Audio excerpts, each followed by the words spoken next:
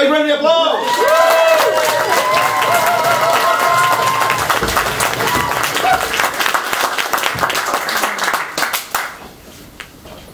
Right, so, hello everybody. As John said, my name's Chris Snowden, and unlike many of the people in this room, I'm not currently studying for, and have no intention whatsoever to start a PhD. I feel that that's a good decision. Right. It wasn't always this way though. Once upon a time, I had a dream of doing a PhD. It'd been a dream for a long time, and as part of this dream, I went to York to do a Masters in Chemistry. And I spent my final year doing a research project on liquid crystals. It was shit. I'll be honest, I hated it. Pretty much from the start, research wasn't for me.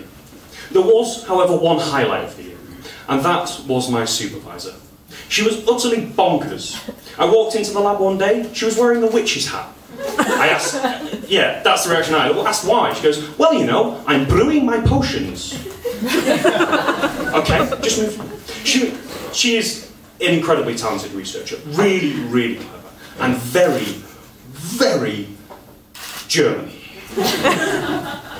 Now, this did cause quite a bit of hilarity. My favourite time was when there was me, her, and the PhD student we worked with in the microscope room. And we just sat there chatting away about various things, and we got onto the subject of exam questions.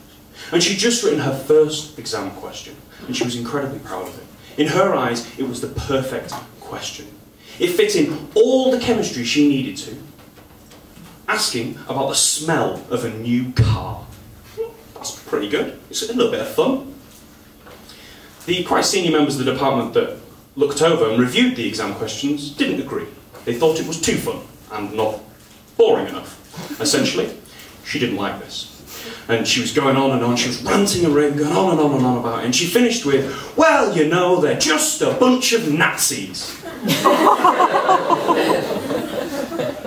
Yeah, that's pretty much the reaction I had. It's not every day your very German supervisor refers to some very, very senior members of the department as Nazis, but hey, you know, every day's different. So I finished my research project, and I had a bit of a problem. I was stuck, because all I wanted to do was a PhD. I had to find something else. And so I started looking around at what I enjoyed. And I came up with the idea of science communication. And so that's what I've got into. I am now a science explainer at the Centre for Life here in Newcastle, and that's currently what I'm doing. And it is an amazing place to work, life, it really is. I found research a little bit, well, dull and boring. And trust me, there is nothing dull and boring about playing trains with a 3-year-old for half an hour as part of your job. You can't beat it, honestly. Now, we do some slightly weird things at life, and the job of a science explainer is very varied. You can think of it as a little bit like what Brian Cox does on TV sometimes, except it's a lot lower budget. None of us were in a 90s pop band, as far as I know. Speak for yourself. Thank you for anyone who's unaware, that's my boss. And there's also a lot less chance to stand on top of mountains, staring wistfully into the distance, contemplating the great mysteries of the universe.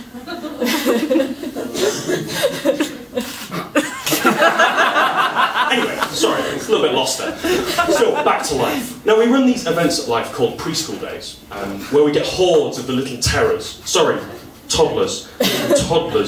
that descend upon the centre. And we run various events through the day, and one of those things is we get some of our animals out. Now, we have quite a lot of animals at Life, and I have a rule about animals. It's quite a simple rule, and I feel a very sensible rule. 4 limbs.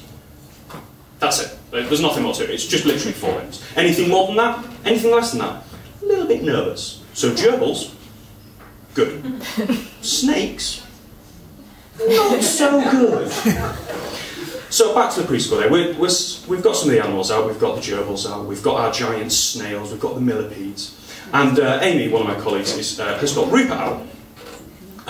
Now Rupert is a tarantula. Now you probably guess, and I guess most of you probably know, tarantulas don't have 4 limbs. They have far more than that. And so I don't like Rupert very much. But I was dealing with it okay, and he was off over there, and we had all the kids in front of us, and it was okay. Then Amy turned to me and she said, "Do you want to hold him?" Now, my answer I wanted to give at that point was, no, no thank you, and back away in fear. However, toddlers can smell fear. You think I'm kidding me? I'm serious. They can smell fear. You show an ounce of fear, you would have a stampede on your hands. And trust me, a stampede of toddlers and a tarantula, two things that do not mix. So I just had to go for it. So I got this tarantula deposited on my hand, and I'm there with the tarantula in my hand. I'm kind of dealing with it. It's okay.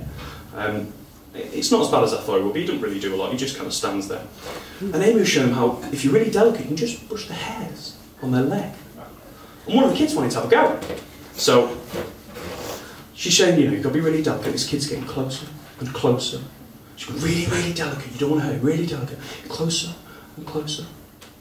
Now, toddlers aren't known for their delicate touch. And this one was no exception. He poked Rupert, and I froze in terror. Luckily, Rupert has much hardier nerves than me, and he withstood this toddler assault very valiantly by not really doing anything. And he just kind of sat there and kind of breathing deeply and quickly handed him back, and I've pretty much avoided him ever since. But working with kids is fantastic. It's amazing. Mainly because their minds don't work like adults. They work on an entirely different level. And my favourite example of this is in a fossils workshop. And we were talking about how old fossils were. And the first kid, very confidently, put his hand up and said, 2,000 years.